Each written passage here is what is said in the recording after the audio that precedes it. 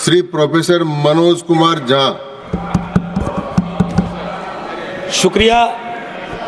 शुक्रिया माननीय सभापति महोदय।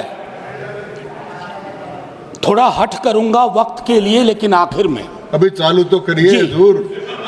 सर, माननीय सभापति महोदय, अच्छा है हम सब संविधान पे बात कर रहे हैं। उस सदन में भी हुई, इस सदन में भी तमाम साथियों ने संविधान पे बात की। अपना अपना दायरा है, अपनी अपनी सोच है, अपनी अपनी प्राथमिकताएं हैं, लेकिन महत्वपूर्ण यह है कि हमने संविधान पे बात की। कई ओहदेदार लोग दूसरे स्तंभ के, वो तो ईश्वर से बात करने लगे हैं। भगवान को कितना काम है, किसी की नौकरी लगवानी है, किसी की शादी करवानी है, किसी को चुनाव जितवाना है, तो किसकी पर्ची निकलेगी, किसकी अर्जी लगेगी। तो अच्छा है कि हम संविधान के दायरे में बात कर रहे हैं। माननीय सभापति महोदय, नेहरू जी पर बहुत चर्चा होती है जब से इस संसद में आया हूं, और मैं इस नई सरकार के बाद ही सदन में आया हूं।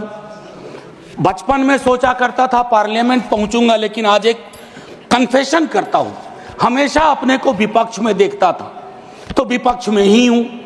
तो सर ऐसा है, मैंने कई दफा कहा है, 14 का चुनाव, 19 का चुनाव, 24 का चुनाव जवाहरलाल नेहरू नहीं हारे हैं, विपक्ष हारा है, कांग्रेस हारी है। 100 साल आप चुनाव जीतेंगे, लेकिन नेहरू को फिर भी वहां खड़ा पाएंगे, क्योंकि अथॉरिटेरियनिज्म के खिलाफ, पार्लियामेंट्री डेमोक्रेसी के प्रतीक हैं नेहरू।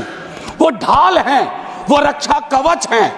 और मैं आपको बताऊं, हमारे नड्डा साहब ने जेपी का उद्धृत किया, और मुझे अच्छा लगा कि जयप्रकाश जी ने जब इंदिरा जी को, वो इंदू लिखा करते थे, जब चिट्ठियां लिखी ना इमरजेंसी के दौरान, तो नेहरू को इन्वोक किया। I am writing to you in the name of your father Jawaharlal Nehru. वो ऐसे व्यक्ति थे, जब उनकी आलोचना नहीं होती थी तो छद्म नाम से अपनी आलोचना स्वयं करते थे।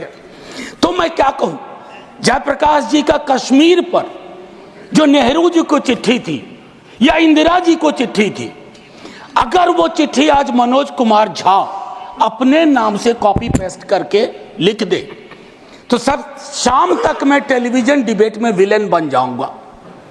मेरे पर यूएपीए लगे ना लगे, सांसद हूं शायद ना लगे, लेकिन बहुत तरह की तोहमत लगेगी। सर एक आवश्यक बात, हम महापुरुषों की जन्मतिथि, पुण्यतिथि पर माल्यार्पण वाले दुनिया के नंबर 1 देश हैं। इतनी पुष्प वर्षा करते हैं जन्मतिथि और पुण्यतिथि पे, लेकिन सर वो तिथियां इस बात की भी होती है कि हम अपनी चुनौतियों को स्वीकार करें। अगर हम संविधान दिवस मना रहे हैं, क्या फ्रीडम के बारे में नहीं बात होनी चाहिए? दोनों तरफ ऐसी बातें हो रही हैं, मेरी कमीज सफेद, तुम्हारी कमीज गदली। अरे साहब, संविधान की कमीज देख लो, वो गदला ना हो, उस पे दाग ना पड़े, ये हमारा दायित्व होना चाहिए।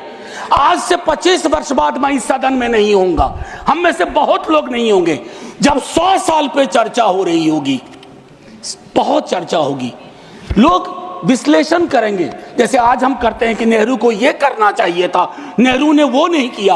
100 साल बाद कोई आपके बारे में टिप्पणी करे, मैं जीवित नहीं रहूं, संभवतः मैं सदन में नहीं रहूंगा, लेकिन वो भी अच्छा नहीं लगेगा सर, अशोभनीय लगेगा। टाइम मशीन नहीं है सर, नहीं तो मैं अपने सारे साथियों को 47-46 ले जाता। खून की नदियां बह रही थी दोनों तरफ, खून की नदियां। मंदिर में गाय काट के फेंकी जा रही थी, मस्जिद में सुअर फेंके जा रहे थे। उस दौर में एक ऐसे देश के निर्माण का संकल्प, गलतियां हुई होंगी। आप विलेन क्यों बनाते हो भाई? विलेन मत बनाओ, आपसे भी गलतियां होती हैं, हमसे हुई हैं।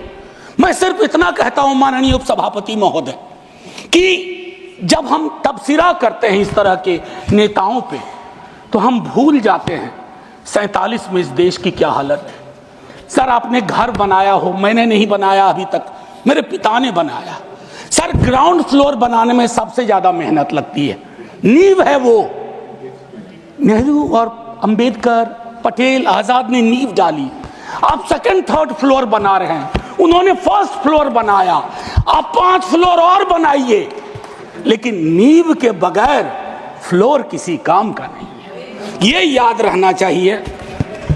सर माननीय उपसभापति महोदय, हमारे प्रधानमंत्री जी, भाजपा के कई साथी, और चूंकि ये संविधान की डायरेक्टिव प्रिंसिपल्स में है कि यूनिफॉर्म सिविल कोड, सर मैंने विस्तार से अध्ययन किया है, नड्डा साहब ने भी अध्ययन किया होगा, तमाम साथियों ने।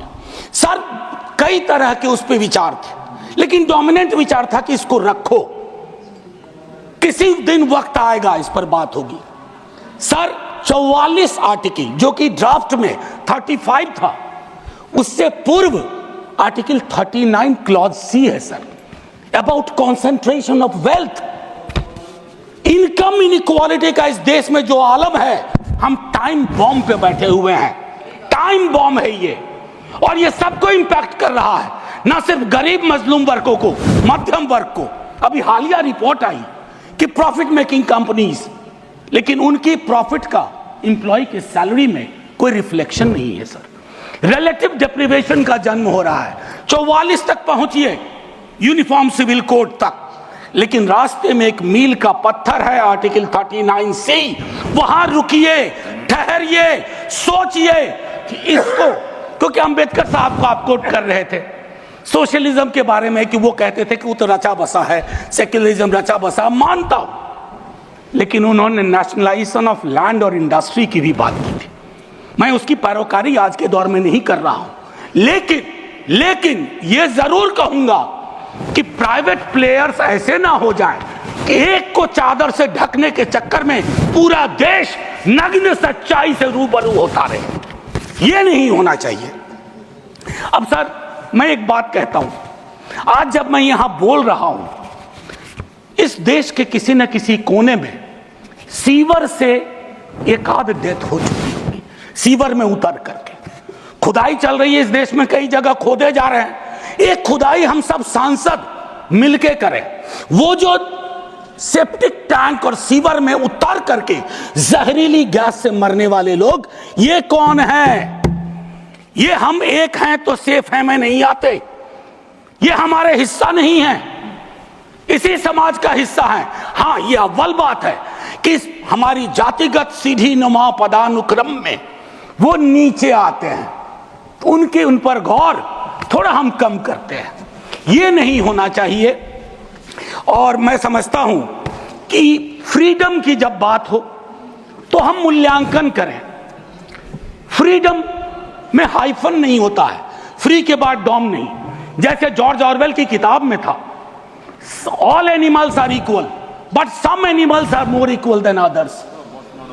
इस देश में नाम और सरनेम से भी चीजें तय होती हैं। खालिद नाम है, जेल में रहोगे, सुनवाई नहीं होगी। हैदर नाम है, मीरान हैदर, नहीं सुनवाई होगी। इमाम नाम है, सरजिल इमाम, नहीं होगा। गुलफिशा होगी, नहीं होगा। तो ये सारी चीज, एक मिनट आप, मैं मेरा टाइम पॉज कर दीजिए, मेरा टाइम पॉज कर दीजिए, मेरा टाइम पॉज कर दीजिए। मैम चेयरपर्सन, मेरा टाइम पॉज कर दीजिए। Don't shout. मैम मैं सिर्फ इतना कहना चाहता हूं, अभी यहां बोल रहा हूं, मूलवासी बचाओ संघ मंच है छत्तीसगढ़ में, अनलॉफुल बना देते हैं आप। अरे कोई तो तौर तरीका हो, किसान विरोध करे, देशद्रोही है, विद्यार्थी विरोध करें नौकरी के लिए, नौकरी मांग रहे हैं आपसे, और कुछ तो नौकरी भी नहीं मांग रहे हैं, परीक्षा समय पर कराने की मांग कर रहे हैं। आप कह रहे हो अराजक हैं, नक्सल हैं। ये जो शब्दावली लेकर के, विशेषण लेकर के आप घूमते हैं, इससे थोड़ा बाज आइए। मैं कह रहा हूं ये टेम्पटेशन होता है जब बहुत बड़ी सत्ता होती है, 15वें वर्ष में, 11वें वर्ष में प्रवेश करते हैं, लेकिन उस टेम्पटेशन को रोकना मैच्योरिटी है, परिपक्वता, परिपक्व लीडरशिप की बात होती है। वैकल्पिक विकास की कोई मांग आपसे करेगा तो आप कहोगे नक्सली है।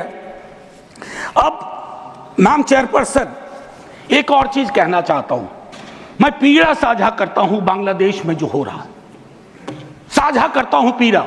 71 के बारे में पढ़ा था, अभी देख रहा हूं। लेकिन मैम, मैं महात्मा गांधी पर जाना चाहता हूं। नोआखली में जब देश आजादी का जश्न मना रहा था, महात्मा गांधी नोआखली में दर दर भटक रहे थे, restoration of peace and normality. वो दौर था।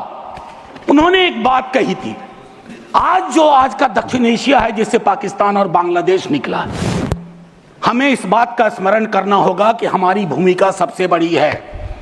हम बड़े भाई वाली शब्दावली का इस्तेमाल नहीं करेंगे। We are the largest and the oldest democracy. बाकी में डेमोक्रेसी कैजुअलिटी हुई है पाकिस्तान और बांग्लादेश में, संविधान तक नहीं आया। लेकिन हम अपनी अकलियत के साथ कैसा व्यवहार करते हैं, तो हम कह पाते बांग्लादेश को, learn from us, to Pakistan, learn from us, this is how we treat. लेकिन हमारा रिपोर्ट कार्ड अगर उसमें कमियां रहती है, मैं Sit down. Sit down. Sit down. Ma'am, chairperson, my time should be paused. Down. My time should be paused. My time should be paused. My time should be paused. Honorable members. Ma'am, एक चीज मैं एक चीज कहना चाहता हूं। अंबेडकर साहब को कोट किया गया, अंबेडकर साहब को कोट किया गया, और एक मिनट, किसी की भावना आहत हुई है तो मैं वापस लेता हूं। It is primarily a mode of, सुनिए, it is primarily a mode of associated living. Democracy is not simply a form of living, form of government. Associated living, कितना इसको अपने जीवन में उतार पाए? ऑफ कॉन्जॉइंट कम्युनिकेटेड एक्सपीरियंस, कितना उतार पाए? जातिगत जनगणना की जब बात होती है तो बट जाते हैं हम। क्यों बट जाते हैं भाई? वर्गीकरण की बात होती है, बिना जनगणना के वर्गीकरण कैसा? एनएफएस के माध्यम से एक नई रवायत का जन्म हो गया है। एक ओबीसी की लिस्ट में क्रीमी लेयर के इंटरप्रिटेशन के लिए आप राज्यों की समकक्षता इक्विवेलेंस को एक ऑर्डर के माध्यम से छुपा देते हैं। आपका दोष नहीं भी दूंगा, कहूंगा कि अधिकारी वर्ग के अंदर अभी भी वो मानस है कि वो रिप्रेजेंटेशन से परेशान होता है, चिढ़ता है, उसको लगता है ये यहां कहां आ गए। अभी बिहार में सर्वेक्षण हुआ, कई लोगों ने कहा हम तो इतने कम नहीं हो सकते। विजिबिलिटी और न्यूमेरिकल स्ट्रेंथ में फर्क होता है। विजिबल आप इसलिए अपने को समझते हैं ज्यादा कि आप न्यायालय में हैं, आप विद्यालय में हैं, आप सड़क पे हैं, आप चौक पे हैं, आप चौराहे में हैं, तो आपको लगता हम तो बहुत, हमें कम क्यों दिखाया गया? उसके इस रिश्ते को हम सबको समझना होगा। मैम चेयरपर्सन, और जो मैंने कहा conjoint experience and associated living, together with that I'll take you for a minute to what Jawaharlal ji said in the beginning of objective resolution. उन्होंने कहा, और मैं हिंदी में तर्जुमा करता हूं, कि आज जब मैं यहां खड़ा हूं तो 5000 साल का अतीत मेरे सामने खड़ा है। मैं अभिभूत भी हूं, लेकिन मेरी चिंताएं भी हैं। इन चिंताओं और अभिभूत होने के बीच किस तरह के राष्ट्र का हम निर्माण करेंगे इस संविधान सभा के माध्यम से, मैं इस चुनौती को स्वीकार करता हूं अपने साथियों के साथ। और then he mentioned oath of tennis court. मैंने इस सदन में एक दिन कहा था कि 1789 के रेवोल्यूशन के बाद जहां से लिबर्टी, इक्वालिटी, फ्रैटर्निटी आया, जवाहरलाल जी ने कहा तब के बादशाह ने वहां कमरे बंद करवा दिए कि कॉन्स्टिट्यूएंट असेंबली नहीं बैठ सकती है। एक कमरे से दूसरा कमरा, दूसरे कमरे से बरामदा, और आखिर में टेनिस कोर्ट में पूरी की पूरी असेंबली बैठी और ओथ लिया। उसको कहते हैं ओथ ऑफ टेनिस कोर्ट। उन्होंने क्यों यह उदाहरण दिया कि हमारी डेमोक्रेसी में भी कभी इस तरह के चैलेंज आ जाए तो संसद इमारत की मोहताज नहीं होगी। संसदीय लोकतंत्र इमारत की मोहताज नहीं होगी, वो इबारत देखेगी। और इबारत में फर्क है। मैम आज मैंने कहा था हट करूंगा, 1.5 से 2 मिनट और चाहिए। अब मैंने कहा कि 1 नेशन 1 इलेक्शन की बात हो रही है। उस पर विस्तार से बोलूंगा जिस दिन अगरा आया, अगर सिलेक्ट कमेटी को गया तो अलग बात है। लेकिन मैम, इस देश में 1 नेशन 1 इलेक्शन था। नड्डा साहब ने कहा, मैं मानता हूं। कई दफा क्या होता है, जब आप कोट करते हैं, हमारी यूनिवर्सिटी में कहते हैं कि सेमी कोलोन के बाद किसी को कोट मत करो, उसको हम लोग कहते हैं पुअर साइटेशन, कि किसी को कोट किया। जैसे आपको उदाहरण के लिए मैम 30 सेकंड में, कि मार्क्स ने कहा religion is the opium for masses, ऐसा कभी नहीं कहा मार्क्स ने। वो सेमी कोलन के बाद का एक सेंटेंस था। उन्होंने ये कहा is the Sai of oppressed, लेकिन सेमी कोलन के बाद का उठा करके कहा रहे रिलीजन के तो खिलाफ थे कार्ल मार्क्स। तो उसी तरह से साइटेशन के साथ दिक्कत है। मैं सिर्फ इतना कहना चाहता हूं, 1 नेशन की वो साइकिल टूटी थी। 1 नेशन 1 इलेक्शन की साइकिल 60s मिड 60s में टूटी। आज क्या गारंटी है, हम कैसे अगले चुनाव तक ले जाएंगे? Will it be a proxy governance? Then it won't it undermine the idea of will of the people? मैं समझता हूं कि इस पर विशद चर्चा हो और तभी जाकर के एक Kindly conclude. बस अभी तो Kindly conclude. 33 सेकेंड लिया है, 1 मिनट और दे दीजिए। मैम चेयरपर्सन, तारतम्य तो थोड़ा टूट जाता है, फिर भी अपनी एक बात कह के खत्म करूंगा। बाबा साहब भीमराव अंबेडकर के बचपने का एक छोटा किस्सा। क्लासरूम में बैठे हुए थे सबसे पीछे, शिक्षक ने कहा, चूंकि मैथमेटिक्स में बहुत अच्छे थे, आओ इसको हल करो।